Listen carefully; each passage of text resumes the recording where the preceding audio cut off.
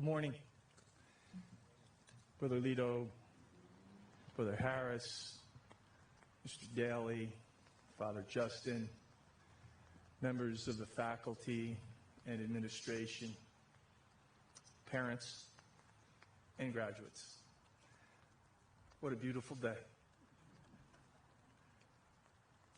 It's my pleasure to be here today, and I'm honored, quite frankly. I have two things I'd like to mention before I begin my formal remarks. First, I want to thank Brother Lito and everyone I just mentioned and for keeping the Iona community connected during the pandemic. There's no playbook on this. He did a remarkable job. Father Justin's Sunday's Masses beat the pants over those, and St. Patrick's are a lot shorter. But I want to thank everyone and Brother Lito's leadership. Second, I want to congratulate you parents. You have sacrificed much by sending your son to Iona Prep, and you should be proud of that. I am. And your pride will grow, and for those who are legacy members, you know exactly what I mean. Gentlemen, you will not begin to realize, as much as you know now, how much you are loved until and if you are blessed with a child. Then and only then will you understand the depth of your parents' love for you, what they do, why they do it, and their dreams and what they'll sacrifice for you to make sure that you fulfill them. It's one of the true beautiful things in life. It's pure, and it's wonderful. So if you haven't, and I'm sure you have, but do it again and again and again. Thank your parents. They're not going to stop sacrificing for you, ever, while they draw breath. So,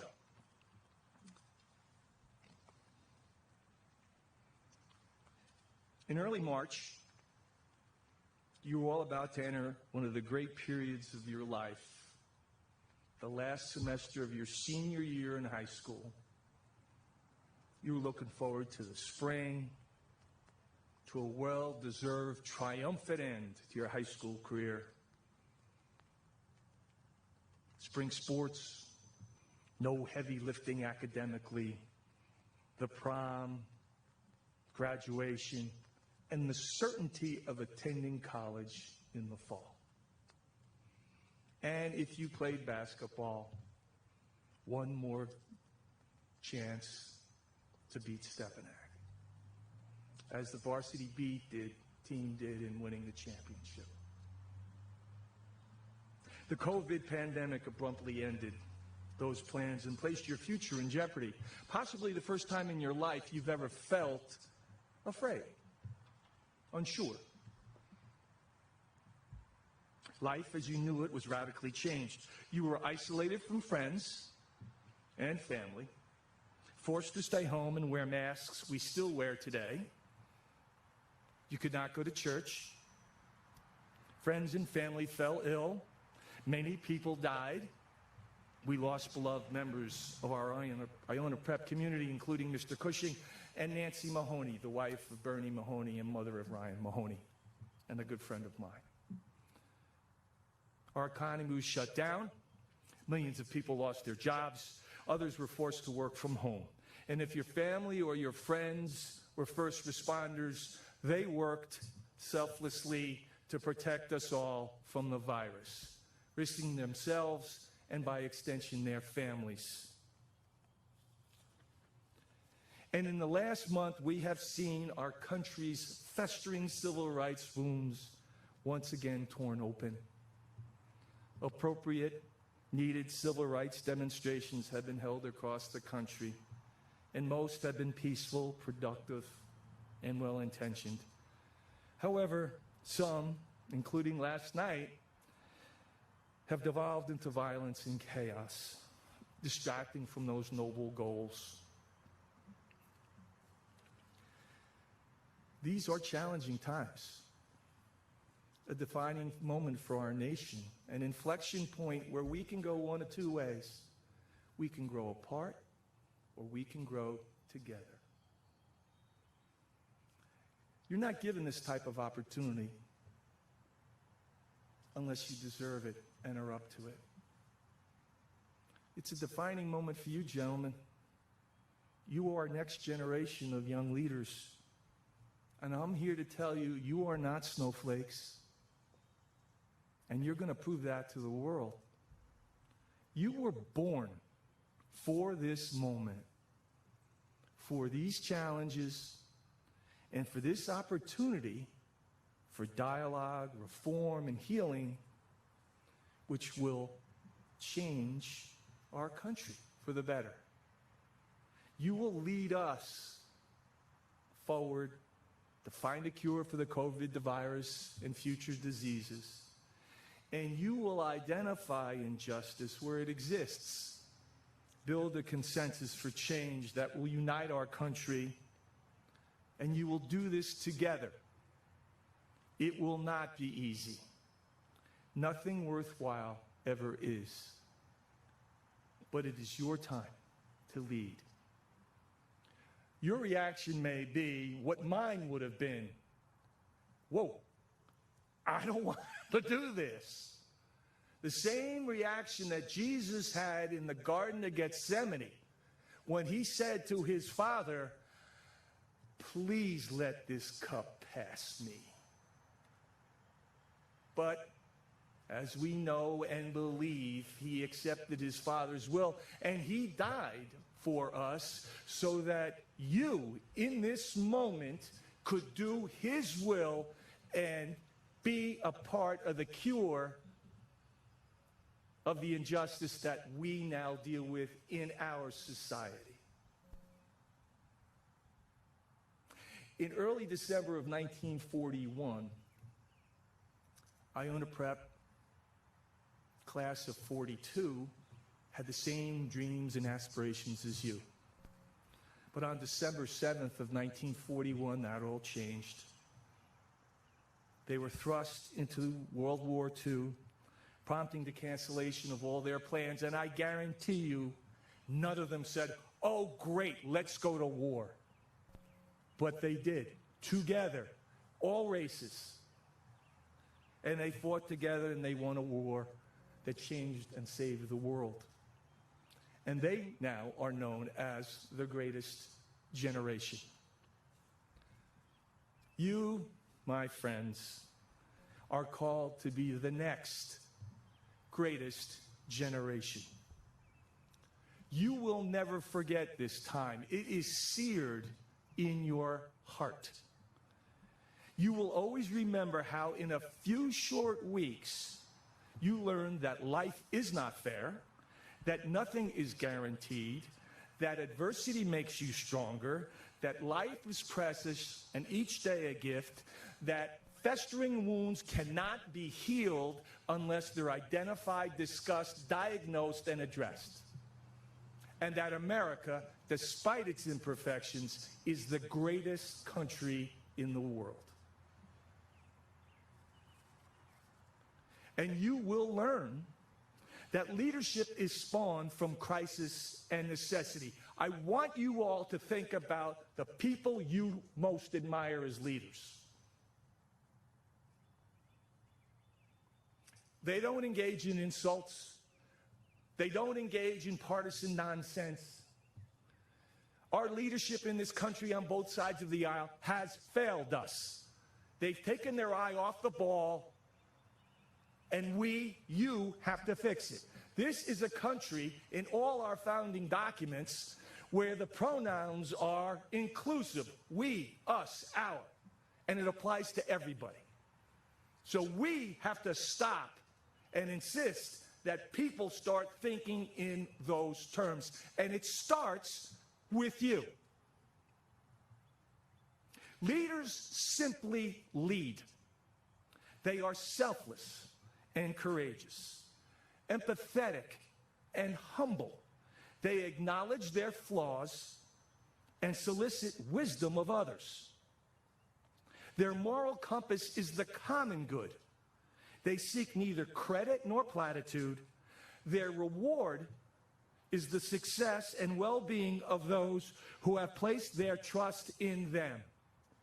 This is simple second commandment stuff.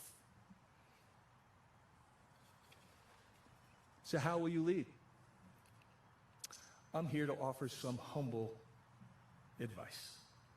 First, listen to one another. But before you do that, listen to God. In the book of Kings, Isaiah is listening for God, and he doesn't appear in an earthquake or in fire or in strong winds. He's described as a gentle whisper. The bird. So listen to God. And to do that, you got to put this thing down. Just for an hour. Put it down. Turn it off. Listen to him when he prods and pushes and shoves sometimes you forward, and don't be afraid. And you must listen. After listening to God, you must listen to one another, particularly those with whom you don't agree. That's what listening is defined as. I know, in my experience, in many conversations, I am already forming a response before someone has finished. We're all guilty of that. So listen. You learn from listening. That's where wisdom comes from. No one has all the answers. Monopoly on good ideas doesn't exist. But you can't begin to understand another person unless you engage in a constructive, good faith dialogue, unless you truly understand or try to understand their perspectives and experiences.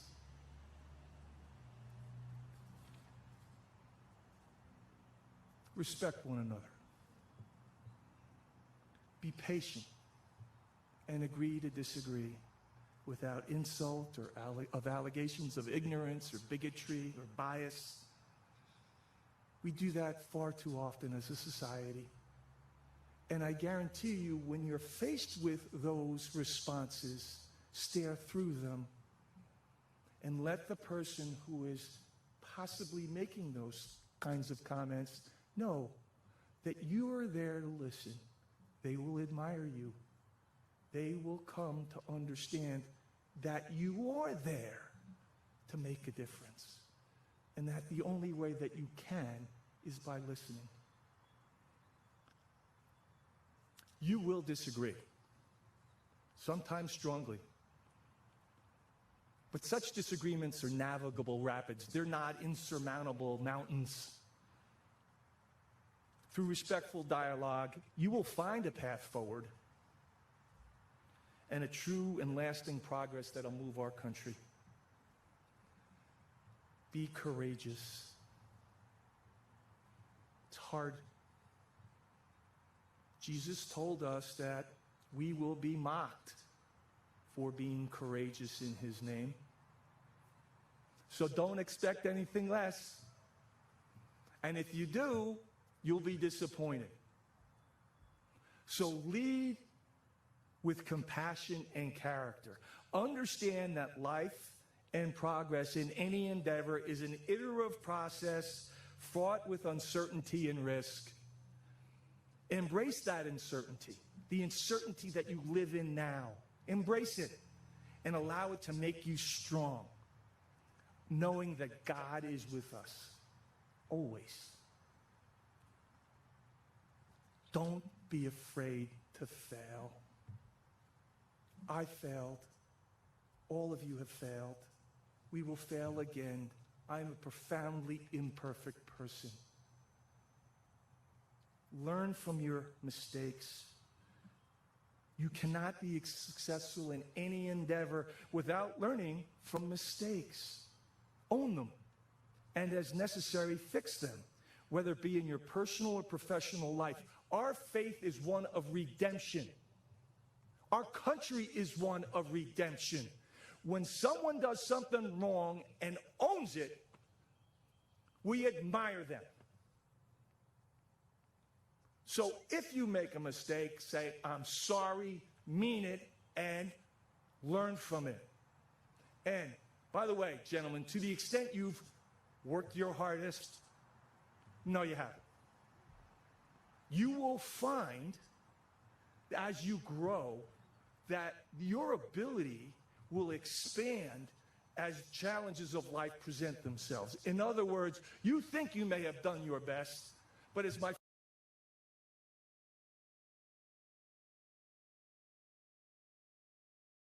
friend's father once said, Louis, your best is not good enough.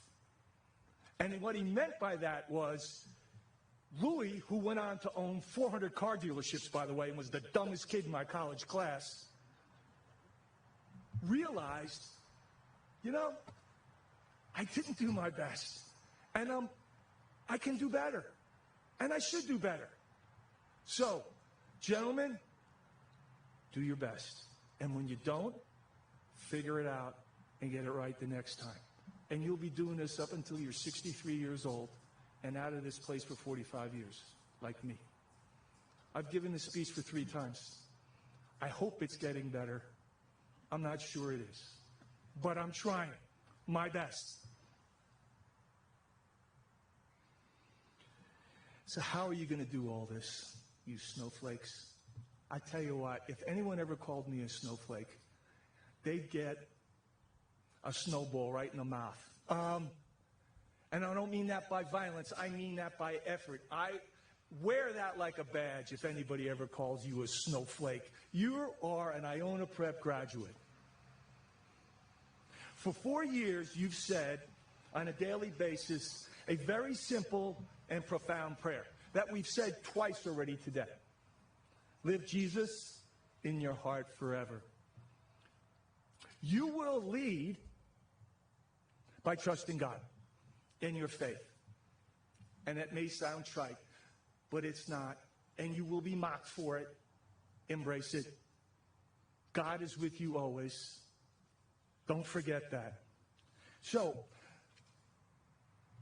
over the years when you've said that prayer, you probably didn't even think about what it meant. And it meant different things at different times. And that's understandable. So what do those words mean? They are powerful words. Live Jesus in our hearts forever. You welcome Christ into your heart forever, and that will be your moral rudder and will make you do the right thing, or when you make a mistake, cause you to correct it. This simple prayer is our anthem of courage, strength, and humility.